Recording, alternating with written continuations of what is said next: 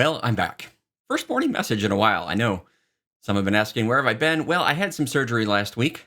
What else is a priest to do the week after Easter? Might as well have some surgery. So, for all the details on that, see the Sean the Baptist live episode of this Wednesday, the 14th of April. I talk all about that. But I'm recovering, doing all right. And happy to be back with the morning message. And today we've got one of my favorite passages from the Acts of the Apostles, the time after Jesus' resurrection. The apostles are preaching the good news. It's after Pentecost. And it's the story of the Pharisee named Gamaliel, one of the famous rabbis in Judaism. And he gets up before all the Sanhedrin, who they're mad at the apostles. Of course, the apostles have been arrested. The angel lets them out. And instead of fleeing, they come right back and start teaching again. And so they're brought in for questioning before the Sanhedrin. This is the whole assembly of the Jewish leaders, the same group that condemned Jesus, basically. And so the apostles come and they're confronting them, saying, "Hey, we give you strict orders not to talk about Jesus anymore, and yet you've filled the whole world now with all of Jerusalem with the teaching. What's the deal?" They're mad. Gamaliel gets up and he puts them out, and let's put them outside for a short time, and he says, "Fellow children of Israel, be careful what you are about to do to these men." Now, hear the wisdom in Gamaliel.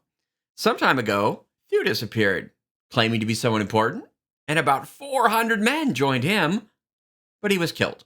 And all those who were loyal to him were disbanded and came to nothing. After him came Judas the Galilean at the time of the census. He also drew people after him, but he too perished, and all who were loyal to him were scattered.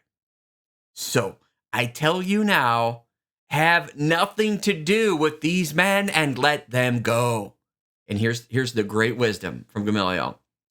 "For if this endeavor or this activity is of human origin, it will destroy itself. But if it comes from God, you will not be able to destroy them. You may even find yourselves fighting against God." Finally, someone gets it. The whole time through the time leading up to Jesus' death, I kept thinking, okay, Jesus is doing things only God can do. And this is really freaking the Pharisees out because, well, people are going to believe Jesus is God because he's doing things only God can do.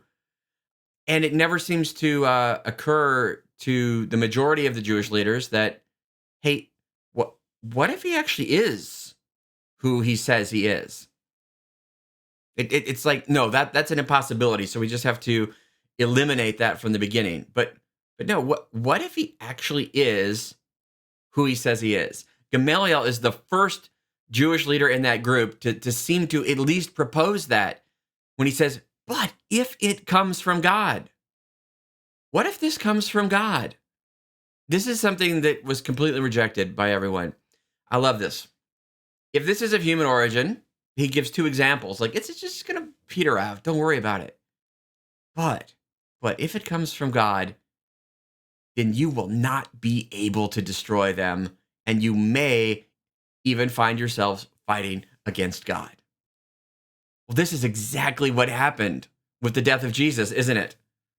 They were not able to destroy Jesus. In fact, they are not only fighting against God, but they put God to death. Brothers and sisters, in what ways do perhaps we find ourselves maybe fighting against God? Do we give ourselves to his plans? Or are we so blind sometimes to the working of God in our life that we oppose even the grace that God is trying to do? That's what happened to the entire council of Jewish leaders. The people who were supposed to be leading everyone to welcome the Messiah not only missed him when he came, but opposed him and killed him, thinking he was a merely human imposter. Gamaliel has it exactly right. Let's not make the same mistake with the apostles. If it's merely human, it'll go away.